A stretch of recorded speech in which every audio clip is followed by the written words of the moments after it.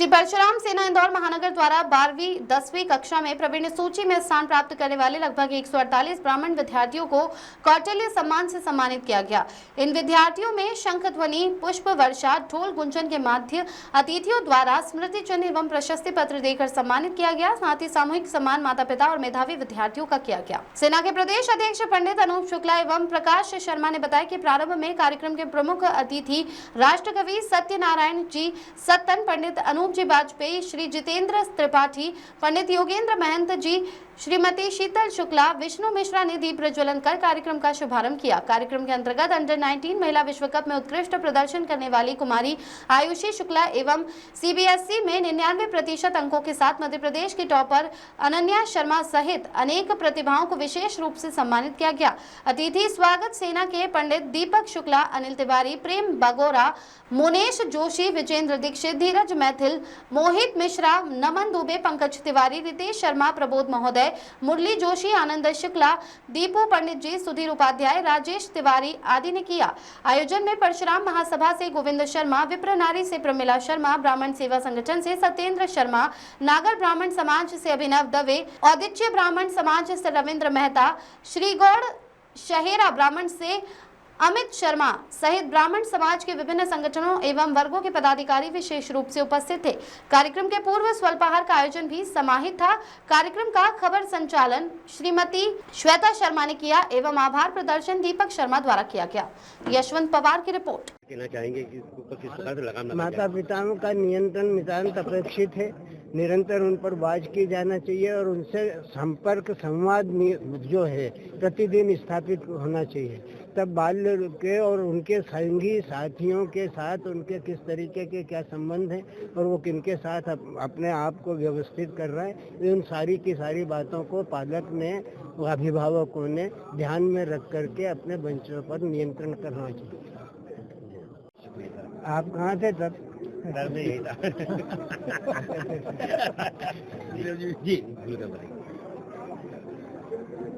ब्राह्मण समाज में शिक्षा को लेकर के जो बालक अपने भविष्य के निर्माण में सचेतनता के साथ अपने माता पिता के आग्रह नियंत्रण में रह कर के जो विद्या की आराधना और साधना कर रहे हैं, जिन्होंने 80%, 90, 95% तक की यात्राएं की है, ऐसे प्रतिभावान छात्रों का अभिनंदन करके उनके उत्साह का वर्धन करते हुए निरंतर शिक्षा के प्रति आग्रहवान होकर के निरंतर आगे बढ़ने की प्रेरणा देने के लिए ये कार्यक्रम किया है।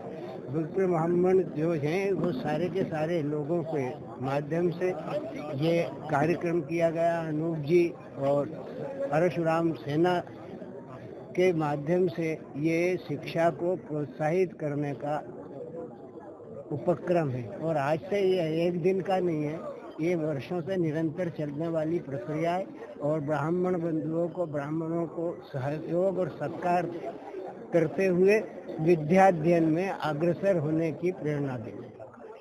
हमने 75% से 100% के बीच के कुछ बच्चों को आमंत्रित किया था, पर 128 बच्चों ने यहाँ पर रजिस्ट्रेशन कराया और 90 से 99 के बीच में लगभग 18 बच्चे रहे हैं।